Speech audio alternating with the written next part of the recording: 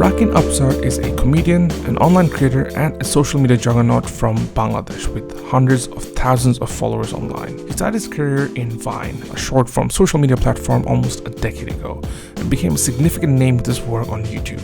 But then he took a break for a couple of years. Generally, when you take any time off from social media as a creator, your chances of sustaining a career there is slim. But when Rakin returned after his break as Mr. Absar, he came back even stronger and has since built a huge following with his short-form video content. Now in this episode, I sit down with Rakin and explore his journey, how social media has evolved for creators over the decade, and how he's built a career in this industry. And just note that this podcast was recorded in early 2022, more than a year ago now, and the artwork and the animation was done by the talented Ahmed Fahim. And without further ado, here is Season 3, Episode 9 of State of the Creators, featuring Rakin Absar. Hope you enjoy the show. This is the State of the Creators, a show about creative individuals who are on a quest to build something out of nothing.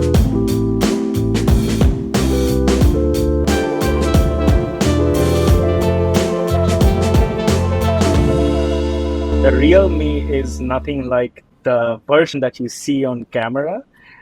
Initially, I thought they're the same person, but as I'm growing each day and I'm evolving as a person, and the 4-year break that I took in between, I realized I'm never the person I appear on camera or on a public platform. Rather, it's a curated version of me, what I could have been. The real version of me is quite, how do I put it? I'm not that happy-to-go-lucky kind of a person. Yeah, I'm more into, I enjoy deep conversations.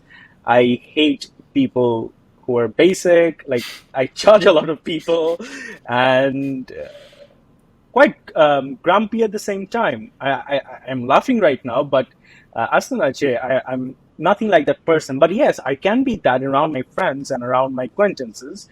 But there's a fine line between those personalities. That's crazy because you're putting up like this entirely new persona that you are not in real life. Right. But the whole world knows you as that persona that they see on screen. So when people who don't know you approach you like the person on screen, do you Right. get like annoyed or are upset? Or No, not really. I actually enjoy that. But that the barrier actually becomes very apparent through agencies and brand. Whenever they call me for a particular endorsement, they get stutter fuck. They're like, wait, is this Rakin Absar I'm speaking to? But because I'm like very professional, I have a deep voice and all that, and then they suddenly go like, are you sure you're Rakin Absar? Is this Rakin, or are you the manager? I'm like, no, I am Rakin Absar. Like, you sound so different. You are not at all what I imagined. Like, what did you imagine? Like someone to go like, hey, hi, like, like Just straight up expect that version of me that doesn't exist apart from my videos. So I get that thing all the time. I had Rafsan on my season 1 of my podcast, Rafsan Choloway, right? I don't know if you know him or have hung out with him. I'm sure you have, but of course, I know him way before he was Rafsan. Right. So I know him as a kid. Exactly. So he, like, as soon as the lights, the camera was turned off, like, he's such a different, like, calm, introvert. He's totally different. He's nothing like his comedy person. But overall, you did end up choosing your last name as your stage name. And it's Mr. Absar, obviously. So why did you choose your surname to go with that persona specifically? What is it about that felt right? That okay, this is the name that I wanna use. Okay, so there's 2 reasons. So my entire name is quite big. It's Sheikh Rakin Absar Tasin. So my close people and my family, they call me by Tasin. That is my nickname. And Rakin has been used so many times on public platform, like my other YouTube career and everywhere. Yeah. So I think Mr. Rakin doesn't sound right. And Mr. Rakin is a common name. And you can find like 2 out of 10 people called Rakin. And then the Absar sounds really serious, like I'm talking business. So I was like, Absar sounds really good. So why don't I just use that name? So I was like, this is the only name that I haven't used before, and so I would rather go for it. And it also sounds quite posh and quite, whenever they Mr. Absar, like Right. that sounds nice. The Mr. Absar, when you pronounce it, the way it sounds, that the actual version of camera that is me. The Rakin is more like, Right. happy-go-lucky guy. But yeah. So I So chose that. Like so so there's a hint of seriousness in my name. almost like a dichotomy, right? Like you're using your name. So the Rakin is the happy guy, but you're not using that for your Yeah. persona. You're using your serious name for a persona, No. whereas you're serious in real life. Yeah, So exactly. so all Yeah, the yeah, Chris yeah. is There's crazy. a hint. I studied marketing, so like I do things as intended. Yeah, So I have a yeah. great It's because story there's to a bit of tell for intention behind it. podcasts like yours and many other platforms, right? Exactly. Yeah. Yeah, no, that sounds about right. Look. A lot of people talk about your career, starting from the YouTube channel with Bahir Brothers Limited. But I actually want to talk Actually, I about. started from Vine. No, Vine actually came a lot earlier. Like I started in February 2012, and I started YouTubing in 2012. Sorry, 2014, exactly on Valentine's Day. I remember that.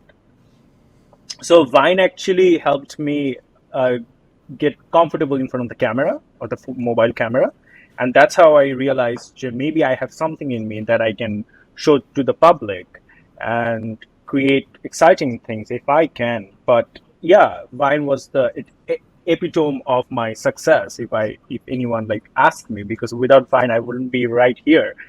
And Vine was an easy way to go to create contents because it took me just 6 seconds to express my thoughts. And what about prior to that? Like growing up, did you ever have any inkling of, creativity or creating stuff or doing stuff that's similar to what you're doing right now at all? Yeah, definitely. I was a creative kid since get-go. I have tried everything. Like I used to participate in art competitions, acting, singing, um, dancing, and everything else. Like I would always like get the opportunity to participate in extracurricular activities, just so that I could like cancel my classes, teach my classes.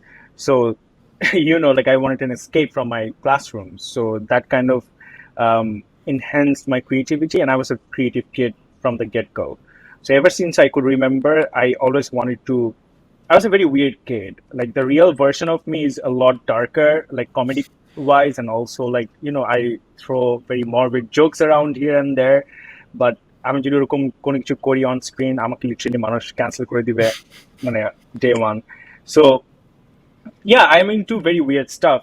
Like you can guess it from my Spotify list, I Right. guess. So I was always creative on, yeah, Right. So, with your yeah. career as well, you're fairly successful with Bahir Brothers and your Vine stuff as well. But you decided to quit at one point. Um, for whatever reason, what happened. I don't want to get into that, but it's more about you mentioned a few times that it's the creative decision is what led you to keep changing these paths, right? Yeah, So what drives these creative right, decisions, right, right? Because you could have stayed on Vine, you could have stayed on YouTube, but then you quit kind of everything right. for a good number of years. So what are these like what prompts these decisions for you? Well, I wanted to evolve as a person rather than what I wanted to become through a public figure. So I decided to like I say this everywhere. Like I felt like a person with khali kolshi, jar bhitore kono কিছুই নাই. At the age of 17, I started off doing these things, and I realized that a good portion of my time has been missing. Like I missed my teenage years. Very deliberately so, and then I didn't get enough chance to evolve as a person. So I decided, whatever I've done before, that means nothing to me because these are all these could vanish in a flicker of a second, like just like a snap. And then I decided, I have to attain something that lasts forever with me, with or without fame, or with or without publicity, so that I can be proud of myself. And I never felt proud of myself before, but that 4 years break actually made me a much better person. Like even if today I lose everything, I'll still be proud of myself because of the knowledge I have gathered, the growth that I have managed to gain everything else. So I decided to just take a break, take it slow. Like I knew I always feel like this, like I'm destined for something great, but I still don't know what that is. So I always tell my friends that listen, I don't know what I'm going to do in my life, but I know for a fact I'm going to do something great, and I'm going to break some walls, boundaries, whether through my contents, whether through my deeds or whatever, but I'm going to do something great. So what I need to do is like take a break, evolve as a person, so that it's like a gun. I had to load myself and come out stronger. And even though Mr. Absar wasn't planned initially, it was just it was COVID, and I was just bored out of my wits. I decided to just get my camera and restart again. And from the very first impressions, I was like, hey, I like this. I missed this for 4 years. So that's how it started off. Yeah. No, but So it was a creative decision, yeah, yeah. a But decision for the sure. crazy thing is Yeah. that social media is very unforgiving. You know, like I know everybody thinks Yeah. that when you're online, and you get a lot of likes and views and shares, like it's awesome. But as soon as you're gone, it's filled with something else. Like the audience on social on content, right? Like Yeah. like if you leave, they'll miss you for like a week, for a couple of weeks, right? And then their attention will get swept in by something else. Right. So to take a decision where your livelihood's around this place where it's so unforgiving, and to take 4 years off to evolve as a person, and honestly, that's pretty awesome. But then to come back, I want to talk about the decision to come back and start refueling, through. I think you started with Deco first, and a few other media production companies first before Yes. you jumped into the Right. solo side of things. So I went to work behind the camera, so yeah, that's how it right. started. So to Yeah, yeah. like to decide to go off and then to come back, why was the decision, like was the decision easy for you to make, that okay, you know what, I'm gonna come back into that same world, or do you ever feel like a bit overwhelmed, like because things would have changed in 4 years, right? Interesting thing is, before Vine was was the main thing that I could relate myself to. That those were my actual content. But when I did the YouTube thing, I never felt like those are my thing entirely, because I had another co-partner. So it wasn't my thing entirely. So I always felt like I was just faking it, right? So when I got the opportunity to join that code team, where I was working mostly behind the camera, the team entirely, they always pushed me to come in front of the camera. They were like, you're always good at it. Why don't you just come in front of the camera? There are scripts that you're writing. You can always act yourself. That will be easier. You know how to execute it well. So instead of directing other people, you could just play them. And then one after another, and after a lot of fights, I decided to, okay, you know what? They're pushing me, so I should. So that kind of what is elasticity to just get myself comfortable in front of the camera again, because after 4 years it's never easy to just one day just decide to come into the camera and then everything will be just back to normal. It never works like that. So it actually um, takes a lot of time to be comfortable again. So that kind of helped. Definitely the deco helped. But then when I came back, it wasn't planned. Definitely, it just happened like that. With the overwhelmness was very high, but then, like I said, the 4 years break that helped me grow as a person. So I knew how to take stress or overwhelm, and how to handle my overwhelmness. So that kind of worked just like a bliss, and it wasn't that hard for me at all. So yeah. So what's it like? I mean, what was it like working for an agency or a media company versus the solo path? Like what are the major differences that you faced? I myself worked in an agency. Um, I was an intern, so that kind of got me the idea how the market was playing. Like your previous question, like I was overwhelmed by the new market, right? But at the same time, I knew the new sort of people, the smart audiences that Bangladesh has seeing over time, I could relate with them better, right? Uh, the same genre of content I was seeing like was stretching over time, and people were getting bored by it. So I was like, that is my opportunity, because I have always known that I have something else to offer. So that's how it worked. And with agency, since I worked inside and now I'm working with them as an artist, there's a vast difference, because when you're working as an agency guy, you know how to treat the artist. but the artists never know how to be treated. And so I kind of meshed them together because as an inside agency, I know better. So I know how to handle both the ends.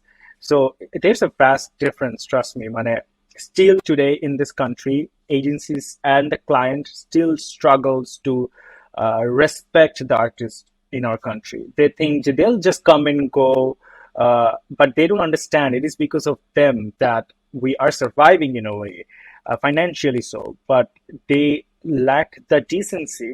Some of them lack the decency to be professional, to show some mutual respect. And with Mr. Absar, that is why I have two managers. Both of them are utterly smart and very professional. I tell them every day to respect them. Even if they are not respecting them, show them how to be respectful.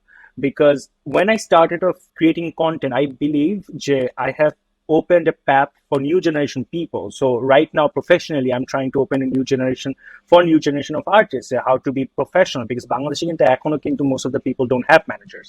They're managing themselves. And this lack of professionalism actually hampers the creativity altogether. So একটা mutual respect না থাকলে না, it never feels like you are an artist and deserve Yeah, to because be you mentioned respected. this on the John Kobe podcast as well, about how Bangladesh doesn't have any PR companies, Yeah. right? That takes care of the artists. I mean, I'm sure there are a few, but especially for the Mm-mm. new gen of creators like you, there aren't many who look after that professional side of things. But it seems like a mindset shift, right? I Right. think it seems like a mindset issue for the entire industry. So how do you think you can change that, if at all?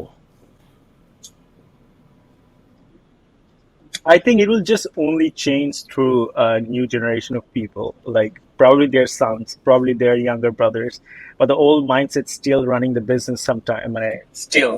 And like I said, they think uh, they're replaceable. That's the problem that they have. They inherently believe that these content creators will come and go, but they don't realize that if you don't respect, if you don't cater to the artist, the new people will not be emerging from their homes or anywhere. So that's a problem. And one people fighting won't be enough. It's all the other people that have to join in forces and try to um, kind of look to the boundaries and the horizon and see the bigger picture, how this could be a bona fide industry if we like it to be, right? In other countries, it's an industry, like online industry, like YouTube industry, but Bangladeshi kintu it's so bad. Like when I have few friends abroad and they tell me all the time how it's very professional there. They're respected. Sometimes they're even more respected than singers and all that. But Bangladesh, it's the other way around. Like they find one person who has more followers and they just disrespect the rest, and that is a problem. Yeah, I yeah. don't know how to solve, but I am playing my part from here, sitting at my home, making my managers do things. But let's see where it One thing you goes. mentioned about the difference in I still don't know the answer now, to one your thing you mentioned, like question. the Yeah, difference in yeah, I'm still genres figuring of out content myself. in Bangladesh, right? I think you saw that there was a bit of gap in certain types of genres, and you decided to kind of fill that vacuum. What it does seem like, though, on the social side of things, that there is an imbalance of entertainment and less entertainment stuff, right? I think when you look at abroad, there's a wide range of, like, it doesn't matter what type of interest you have, you'd have, content or media stuff around it. In Bangladesh, it seems like whether it's, like natoks on YouTube, whether it's social media content or creators like yourself, it seems like entertainment is very Mhm. highly focused on. Do you think that there's just too much of it today, and then, like, new creators coming in, should they move away from entertainment, or do you think if they want to do it, they should just go for it? No, I don't think they should move away from entertainment. I would rather say that they should stop comparing themselves with others or stop putting themselves into competitions, because in with every content, other content, I know each and every content creators in Bangladesh right now, and I talk to them in regular basis. The only one factor that I've seen in common with them is like they think they're in competition. Right. So that is a number one thing that you should get rid of, Yeah. because that is just going to make you create similar things in a better way. But no, try to do your own thing. Try to be more imaginative. Try to think outside of the box. Like, forget that you belong in there. I think the most problem that we face, like, আমরা বাংলাদেশি সবাই মনে করি যে we belong together, so we start thinking like them. So entertainment can be changed over time if you just for a second, when you're thinking about an idea or entertainment, like any category or any form of entertainment, you just have to get rid of that Bangladeshi mindset. Like, you just have to get rid of that peer pressure, that what other people are doing and what you are supposed to do and what other might perceive you as to be. I think you just get rid of social construct altogether to think creatively. That's what I have been doing, and I used to do the same thing. I used to fall under the same problem back in my YouTube career. That is why that didn't work out well, even though it was doing great, but creatively I was not satisfied.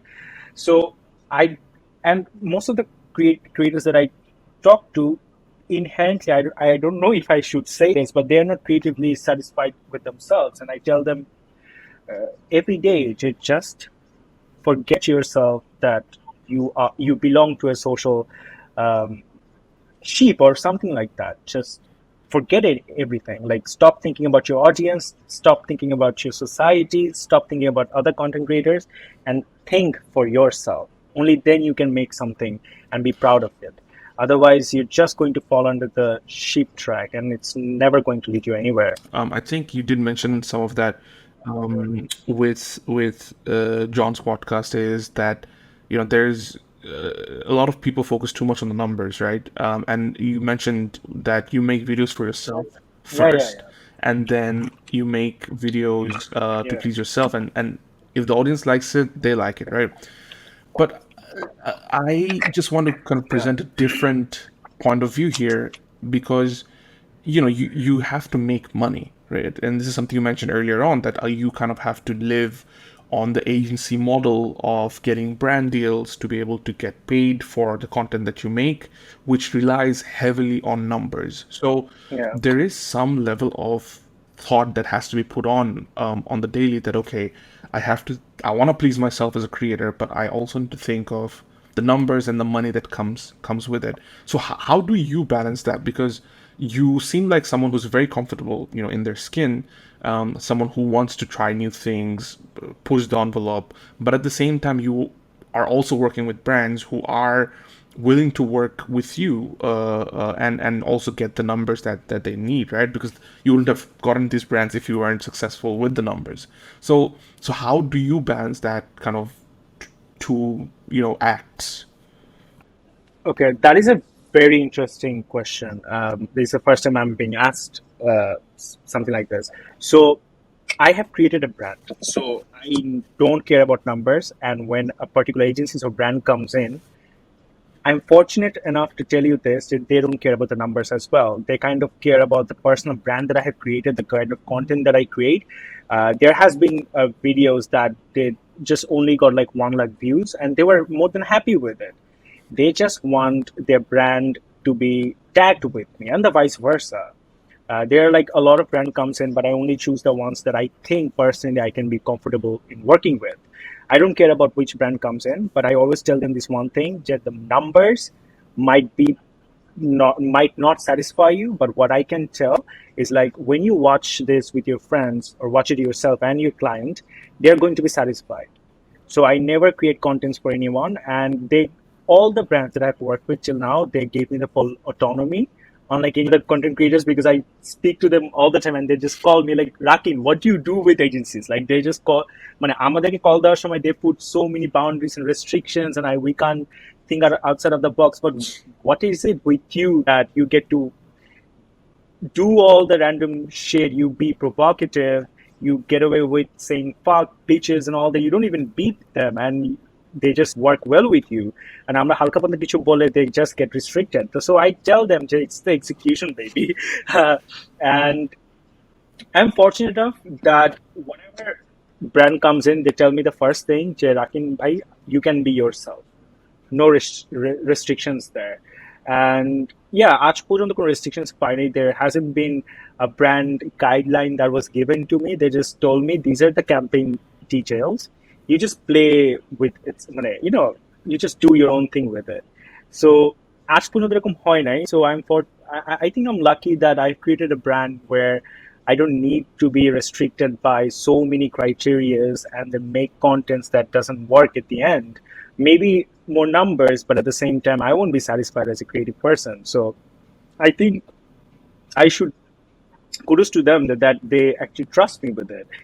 So I yeah, think that's also gives you a lot of freedom to work with these brands and the deals, because I see that you always try to a you lot also of try freedom, a to lot of freedom. input a creative element when you're trying to promote them, and that becomes partly interesting because like a lot of people watch Right, videos because how you integrate the branding in the thing. Like, I've heard many people say, "Oh, this is such a cool, funny way of you're putting a product into right. the video itself." So I think that's very cool. But having said that, you said that you were lucky to work with these brands.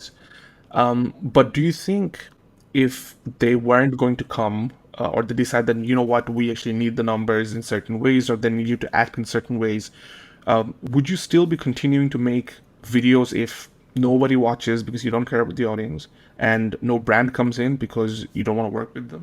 When I started Mr. Absar, I wasn't getting any brand deals, so I stopped there. I'm never defined by my brand deals or my audience. I remember when I started, I was just bored, so I'll create again when I'm bored. Right. So there's no question of whether I'm dependable on other criteria or external factor. Funny thing, another thing I forgot to mention, that whenever a particular brand comes in, there are some brands who try to impose minimal Yeah. criteria. So what I do strategically, I tell them this is not going to work. I don't care about the money. I'm okay if I lose 1 lakh, 2 lakh. It doesn't matter to me. I can get other brand deals. But if you're working with me, you should understand you can't treat me like other content creators. And whether you respect me or disrespect me, the first thing you should give full freedom. Otherwise, I'm not going to be working with you. So that way, I actually indeed lose a few brand deals, and I'm more than happy that I have lost them, because it's very important to stand on your ground in any industry. Otherwise, ব্র্যান্ডরা চাইলে না সব জায়গায় তোমার ফেসে সব জায়গায় logo দিয়ে রাখতে পারে. I have done this particular campaign for I'm not going to mention the brand name. The same campaign everyone else did.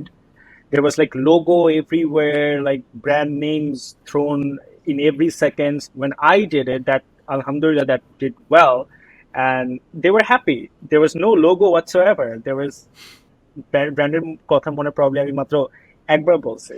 So I try to work in a way যেখানে the content carries the brand. The brand will never get any scope to carry me, because I don't want anyone to carry me. I have myself to carry in for the public. So this is another wrong perception that other content creators might have, or the newcomers, that they think if I get to affiliate myself with a particular brand, maybe I will become someone else. But that's really not the And I think case. that's It's the always the other smart round. way. Brand comes to you because they need Yeah, you. and that's a smart way as well, because you Yeah, have been, like in abroad, a lot of the brands in other industries, or outside of Bangladesh, like that's how they actually market a lot of these products, where the brand or the product is integrated yeah, within yeah. the thing, and it's not like very much imposed on your face. And I think this is something Bangladesh still has a long, long way to go in terms of learning, right? Right. But I'm Long way actually, to go. Like I said previously, that the industry has to evolve. I'm gonna ask a bit of a personal question in terms of finances. I'm not gonna ask you how much you make, but I will ask you: do you think the pool of money that these brands and these clients throw at the industry, uh, do you think it's enough to actually cater to the broader content creation economy? Like, do you think more artists and more creators can actually benefit from it if it's spread out across creators who aren't as maybe big as the top 1%, but they have somewhat of a following? Yeah, definitely. I mean, yeah, sure. If you're creative enough, if their contents are interesting, then regardless of the number, I think personally that brand should try to integrate themselves with those people. Not all brands actually try go after the number. They look for that novelty factor. Like that person is new, he has interesting taste. Maybe I should be affiliated with them, and that is how a brand should think, because numbers on always don't do justice. It's how and where you affiliate with yourself that kind of creates the brand, isn't it? So I personally think brands should rethink some of the elements of distributing, and definitely the other creators can take advantage of that. Maybe they're not going to earn as much initially, but gradually if they grow from that, because Yeah. trust me, I'll be honest with you, money helps. Money helps a content creator Of in course. increasing the quality, production quality, to Yeah. think broadly. To when you can afford a lot of things, you can uh, think beyond your own limitations. So I remember when I Yeah. used to earn, like, say, for example, 5K per content or 10K per content initially, way back. Um, then Yeah. I could not afford a lot of things because it আমার যাতায়াতে খরচ হয়ে যেত. So I would just try to limit myself. আচ্ছা ঠিক আছে, কম বাজেটের ভিতরে what can I think of it? So now that alhamdulillah, I make decent amount, so even if I think আমার maybe ব্যাংককে যে একটা ভিডিও বানাতে হবে, I can. So money actually Right. helps. So the more money the brand will throw on content creators, the better outcome they will find. But that's another loophole that brand falls under. They think, Jay, if I put more money on them, maybe the return won't be as good. That's why there's a track record. You see their track record and see if they can deliver. And that's when you throw the money. But asana je আমাদের agencies negotiate like this is a মাছের বাজার. Oh my god. So yeah, this is quite disrespecting. Mane for 5K, 10K, they'll negotiate like, oh my god, তাদের পরার জামা কাপড় আমি খুলে নিয়ে গেছি, a lot other things. So this is quite, it can be ugly, man, I tell you. So when they come to me, I say, So how, what's yeah, the future? Like, what's the future, right? Because I think it feels like for to be a creator, you have to kind of entirely depend on these agencies and brands to feed you, because without them, you are not making, any money. I'm not you per se, but as a creator, like in general, will not be making as much money unless you're selling a product or selling a course or selling a merchandise, right? So abroad we have got that model of Patreon where sometimes the audience supports the creator. right. There's like other kind of random ways. Do you think like Bangladesh has that capability? Because sometimes I feel the mass or the audience that these brands are targeting, or even for the creator, it feels like the audience's supporting mentality of the creator isn't as strong as other geographies, you reckon, or other Yeah, yeah. demographics? Yeah, I understand what you're saying, definitely. But then again, to answer your first initial statement, a creative person always should be dependable on his creativity. Till this day, today, our last video did absolutely amazing, but I did not expect that. I made better content than that. So even though that content blew up, I felt like I didn't deserve it. So you should always Right. keep yourself on your bases. Like, you should know, even if you make a better content, you can always make better. So don't get this over your head. And I do that, even unintentionally. I do that. I am always scrutinizing myself for every single thing. And a creative person always should be dependable on his creativity, and other things will just fall under. I didn't expect to earn this kind of money. I still, this day, I just focus on my creativity, and I know for a fact, if you're good at something, people will come to you. So, and if it's the other way around, if you are dependable on brand, that means you just want to do what brand wants you to do. That means you have a Yeah. targeted set of demography people that know that you are a sellout. It's eventually not work out. When the brand goes away, you Yeah. have You have to nothing. follow. Yeah, you Yeah. have nothing. So এটার জন্য get your foundation strong. With or without your brand, you should stand still and still creating content, because eventually at least one brand, even if you lose brands after and after, one brand will try to affiliate with you. And this is a thing that I tell every single day to my other peers, and I'm never going to stop saying that because I have been seeing this track record of other people just dependable on brands. Uh, it shouldn't be like this. I think I know the other person, the another person beside me who does this is Karina Kaiser. So she does the same thing that I did. She's heavily dependable on her creativity. She's going to make contents regardless, and I'm going to do the same thing. So we have the similar mindset, and we are pretty close that way. So we believe that the other people should also get enlightened and understand that you're far better than your brand deals. You should be the one carrying brand deals and not the other way around. Oh, that sounds logical. I want to ask you about your family. Do you have supportive parents with what you do? Yeah, I do. Both my parents are creative. They were singers, singers as in like they sing beautifully. And my mother used to draw and all that. My mother was a model, and so yeah, when I come from a creative background myself, so they were utterly That's awesome. aesthetic when That's a I blessing started. because a lot Right? of people don't have that. Yeah, So that's really cool.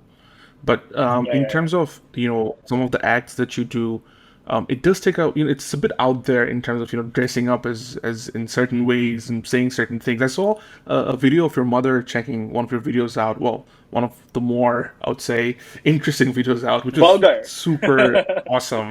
Yeah, exactly. Thank Super you. awesome to Yeah. see your mother support, stuff that you do, right? But where does the courage come from within, right? Like because you still have to kind of put you out there in the open, for people to criticize, right? Like the feedback, there's negative stuff, Right. there's personal stuff that they say. So first of all, how do you get the courage, and second of all, how do you deal with any negative comments? Well, ever since a kid, I never actually cared about other people. Like, not saying I was a sociopath or something, but I Yeah. never paid attention to other people's opinion. That's just not in me. The only person who can bring me down is myself. Like, I have anxiety. I always scrutinize myself for the simplest of tasks. So I don't need other people's validation or whether their opinion into my head because, honey, I am my worst enemy. So nothing can bring me down. And another thing is like, I come from a very supporting family and we talk about everything, like literally everything. We are very open that way. Even though my mother can be sometimes traditional, but what she always tells herself that আমার মতো সুন্দর and modern মাকে আর কারো আছে. So she kind of takes pride that she raised me well, to best of her abilities, and also she's quite open-minded. So she takes that pride very seriously because all her friends and she sees other people's parents and she always tells me, aren't you lucky that you are my son? তুই তো অনেক lucky. She's overly proud of herself. It's She the would other way never be around for proud of her. me, Yeah. but she's oh yeah, exactly. Even if I do something great, you came out of me. See, I'm great. She has that. I swear to God. This is not even a flinch of exaggeration. I met my mother multiple times. He saw it. So Right. yeah. So how do you go about process of selecting the topics, right? Because you kind of have to keep churning out these different types of content almost every week. Like, do you ever feel like, oh man, I'm kind of scraping the barrel here? What can I like? What's the like? How do you think in terms of thinking of topics? Okay, I'm going to just tell you this. I have like over 1,000 ideas written on my Google Keep, and fortunately, Alhamdulillah, I never run out of ideas. I have like with the simplest thing, I can just make content out of it. I think Right. this is the only thing that I'm proud of. I'm not proud of my success. I'm not proud of my anything, but I'm proud that I can think of anything and make it a content. So these other day, I was fighting with my partner, and then during the fight, legit, I told the person to stop. I found a very good idea, like with this fight, and I wrote that idea, and I'll probably eventually make that content. So I'm that kind of a person. Everything that happens, I have idea ready for that. And no, ওরকম bachelor আমার আপাতত পড়তে হয় নাই. And however, I tell myself am I bored out of my own content, or is this topic I'm done with? I don't care about other people. Like, am I ready to move on? And ঠিক আছে, say for example, আজকে আমি restaurant waiter নিয়ে বানাবো. Do I want to see that content? Yes, right now. I'll make that. So I have a lot of ideas. I just go like, কোনটা আমি দেখতে পছন্দ করবো. That kind of a thing that gets me going. So I pick according to that. So, and sometimes very rarely when a particular special day happens, like for example, Valentine's Day, Mother's Day, তখন I go like after this. Now it's time for me to like think something around that area. You're a very big advocate of self-care, mental health, but it seems like you enjoy your work too much to let it go. I knew you were going to ask. I'm not proud of this, but I know I'm a hypocrite. I'm the biggest hypocrite there is. I say it publicly that self-care is important. The next time, like, self-care, let's just. But if you enjoy your work, which is awesome. Like, if you enjoy your work, that's part of self-care. Like, I do actually. You know what I mean, right? But my question kind of was. Thanks for understanding. See, Fahim, working is self-care. You always judge if you enjoy it. But I'm going to lean more towards the mental health side of things, because you've been quite open about being, having anxiety, having, bouts of depression, clinical or not, I'm not sure. But either way, you've been quite, clinically anxiety depressed chilam, but not right now. I still have anxiety disorder, PTSD, and ADHD, but so with the type of work that you do, you always have to put a very happy, very entertaining, very, like, you're there to entertain others.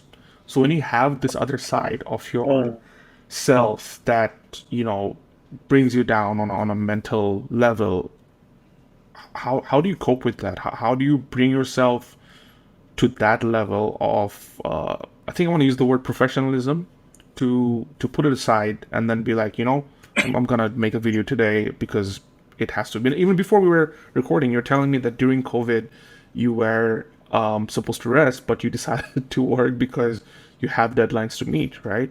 And because you committed to these deadlines. And I think that's a very high level of professionalism, which can be unhealthy, but at the same time, it is professionalism, right? Like, that's the way I see it. And I think a lot of creative people miss that aspect because they think that the creative side is so, like, they're so much in that end that they don't really care sometimes about that they have to deliver it.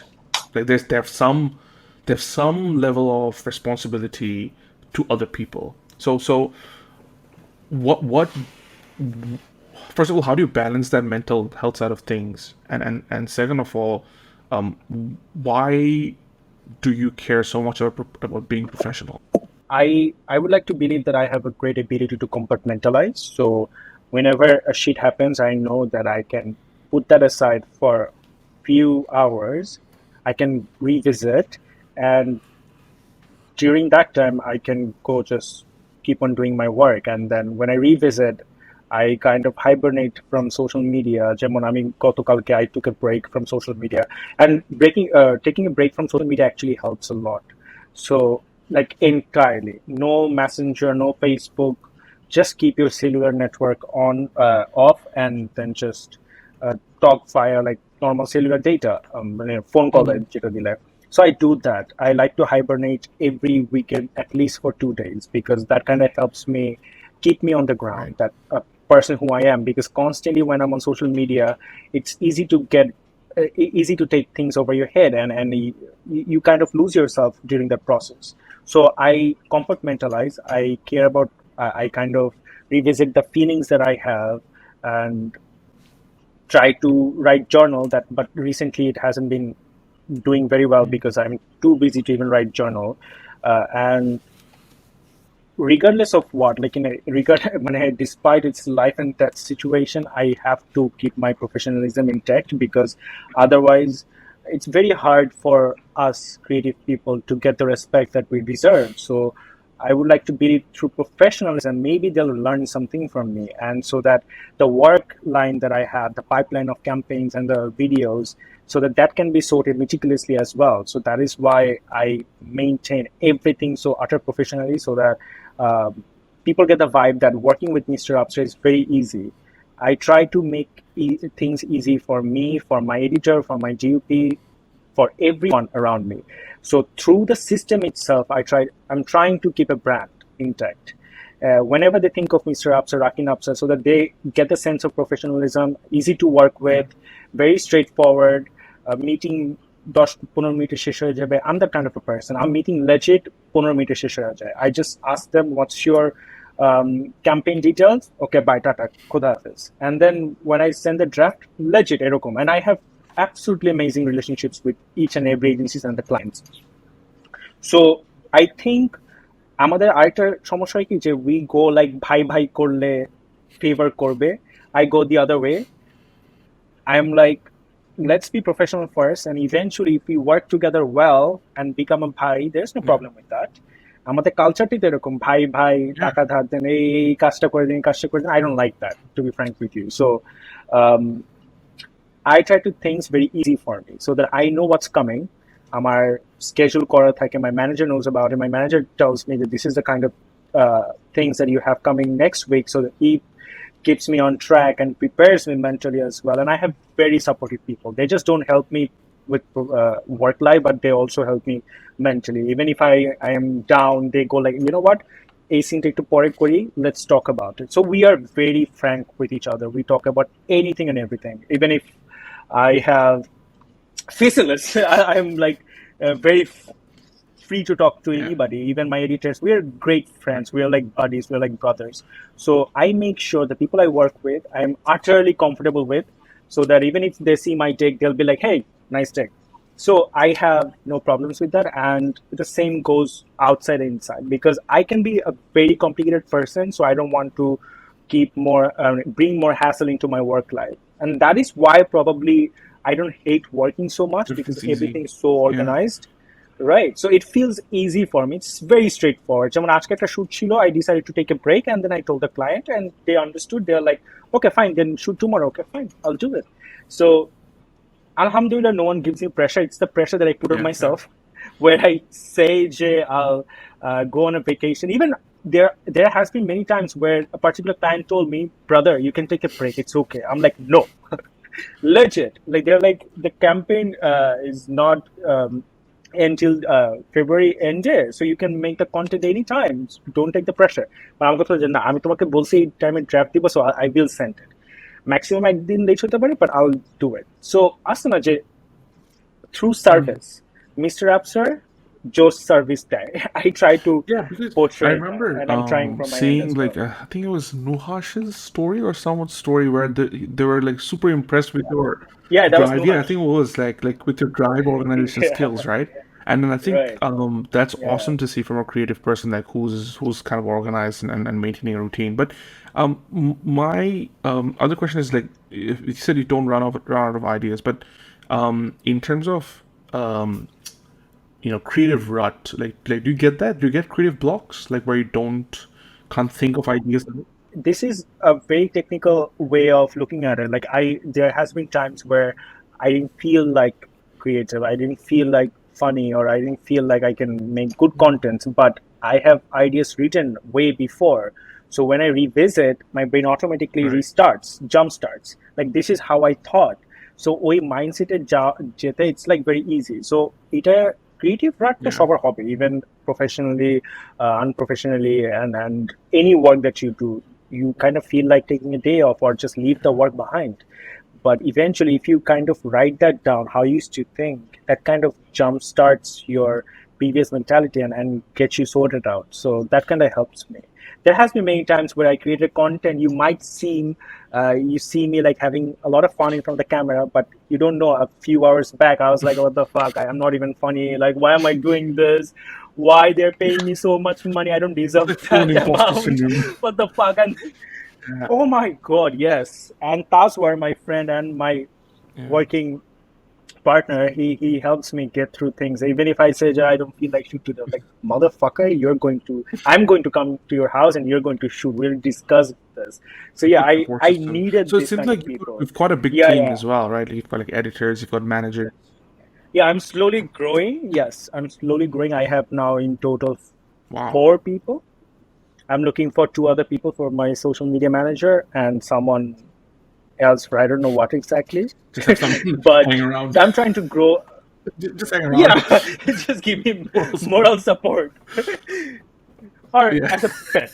Yeah. So yeah, I'm trying to grow a team eventually, but not too sudden because I'm a very people sensitive person. Like if I get wrong vibes, even to the slightest, I don't try to engage myself with them. They have to be vibe wise, energy wise clean.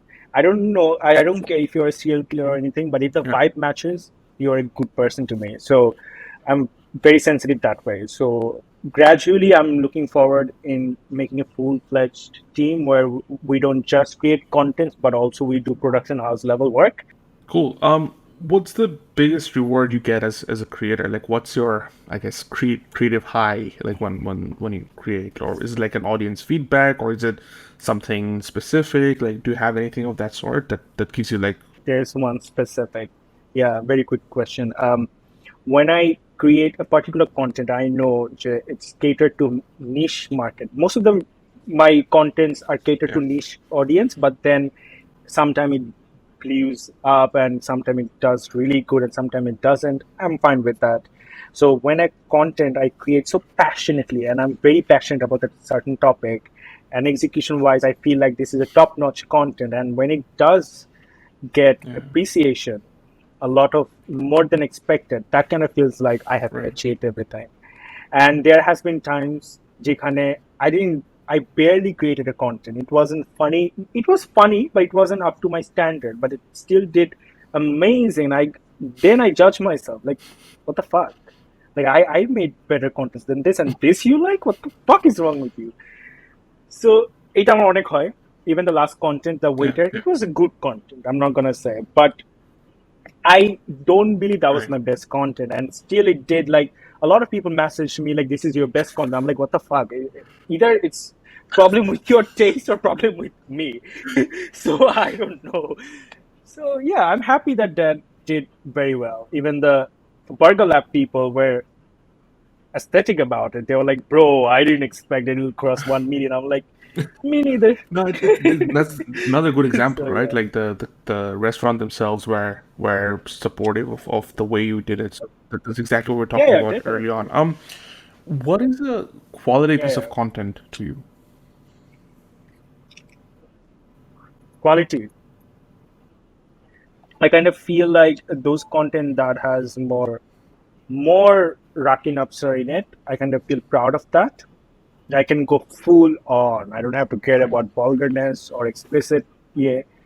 So that kind of content that I'm very proud of myself because most of the times I do kind of have to think whether I'm hurting anyone's sentiment or not Yeah, yeah. because it's an online platform. You may have full freedom of speech, but you actually never do. What about as So a consumer? So when you look at waiting. content or consume content, what do you look at and think that like, oh, this is quality? Consumer. That makes me crack more Okay. than thrice. So 3 times you have to laugh for you to call it. Fair Yeah, enough. 3 times. And if I rewatch it, then that means for Right. me it's a very Fair good enough. content. Who do you look up to in this industry? Doesn't have to be Bangladeshi. Who? Sorry, Who do you hook up look with up or to? This hello? interview, this podcast will Whoa, go that escalated from zero whole to different. 100. Other what kind of podcast? Genreটা change হয়ে নিচ্ছিল almost. I was like, what? That was quick. Look up to Oh God. look up to এরকম নাই, but I do admire Liza Koshy a lot because I kind of feel like we have similar kind of humor. And as a vlogger, I only watch David Dobrik. It's fun to watch, Right. and not much really. I don't watch a It's lot of interesting you bring up contents. Liza Kosher. She doesn't make stuff anymore. So that Yeah, I'm so bummed out for that, man. It's like অনেক মানুষের সঙ্গে যে they see a lot of other content creators all together. So if one person stops creating, then the other person will just keep on creating and you'll be watching them. But only I used to just watch only Liza Koshy. And I stopped Wow. watching YouTube videos. I'm being frank with you. Like comedy So, video, I'm a দেখা হয় না. yeah, Because I'm gonna feel like if I watch them, I'll get inherently make a inspired and copy. I'll try Yeah. to make something similar or better. So I try to keep in my own head. Tasan Bhai, when the musician Tasan Bhai, when he met me, the first thing he said, "Do you like to keep it to yourself? Like you like being alone and you like to live in your own bubble?" I'm like, yes, exactly right. I am that kind of person. Even if I get inspired, I can easily take on things creatively. I don't because I have to be proud of what Right. I make personally. Like I have to sleep entirely naked and without any worries. So if I don't do that, that That means I'm actually leads me to uncomfortable. one of the final questions Yeah, of the show towards the end of it anyway. But the idea of the future of a creator, right, right? Like because I think we are at such an early stage right. of the whole idea of being a creator. Like we haven't seen I don't know, like a 60-year-old creator. Like previously, 9 to 5, like you do 9 to 5. Yeah. No, we do, but I'm they sure, make vlogs. but at the same time, Very but cringy since ones. but the things they started now, you know what I mean? But say we haven't had a long span of say someone who's been in the industry for 40 years straight, like just like that. So with something like that, like what do you think of the future of the creators? Like for example, for yourself, do you see yourself just stop with these content and do something else completely different? That depends on my mood, actually. I'm never the kind of person Mm. who has plans. I like to live in the moment. So as long as I have the mood for it, I'll definitely keep on doing it. Even if I'm like 60 years old, I can barely walk. I'll shit in my pants, and during the content, I have no issues with it. But as long as I have the mood for it, I kind of want to do it, I'll do it. If I feel like, no, I should take another 4 years or maybe 8 years break, I might as well take it. It all depends on my hormones per Fair enough. se. So, yeah. My next question was, what's your goal in 5 years? But I think that's pointless because you just answered. Exactly. That's I'm not gonna go there. pointless. But Hmm. it's fine. Yeah. This podcast is about creators. It's for creators. So my final question is usually to all my guests is like, if you had to leave 3 actionable steps or advice to a creator who wants to walk your path, what would they be? First of all, don't walk the path that I walk. Make your own path. Second, don't care about brand deals. And three, even if you get brand deals, don't try to sell yourself out. You carry the brand deals, not the other way around. These are the three main factors that I kind of feel. Oh, there's a fourth. It's like, don't worry about your equipment. Even if you have Nokia Bar Show or any phone that has camera, if you're well with execution, good to go. Even Oh, better. there's five. Sorry. Know the timing. Know the timing. Timing is everything. Don't drag. If you're making comedy content, don't drag it too much. End it before it becomes too funny. Okay? So yeah, that kind of a thing that I try to pay attention myself. Timing is everything for me. So when I edit, I usually try to take control over my edit panel. Even though recently I'm making other person do that, but eventually the final draft I have to edit it. Like I will manage each and every music and how it falls meticulously. So yeah, that is very important. Execution is number Fair enough. five, even though it Well, should be one. Rakin, Sure. Mr. Absar, thanks for your time. Really appreciate you doing this. It was really insightful for me as a person. So yeah, I got to learn a lot from myself. Exactly. That's what it's almost like a therapy session. That's what I tell my other Yeah, guests. Like, I try to make it about them, so then they start thinking after this podcast, you'll be like, yeah, "Holy yeah, shit, yeah. what am I doing?" And just stop everything. Yeah, your podcast is actually amazing. But I didn't expect it to be this in-depth, insightful for creative people. Because most of the podcasts that I go through, apart from John Bhai's, other podcast is all about like, oh, what's your star life? Like, I don't know. I shit in my pants when I'm not in it. I don't know. Like, Sounds my good. life isn't interesting. Bangladeshi car life is interesting. There's nothing to do, man. Just move on to something else. I know it's like eat. Let's just eat. Go out and just eat. Sleep. Probably have sex. That's the least invasive thing that you can do. Look, I'm gonna stop recording right now. Yeah, yeah.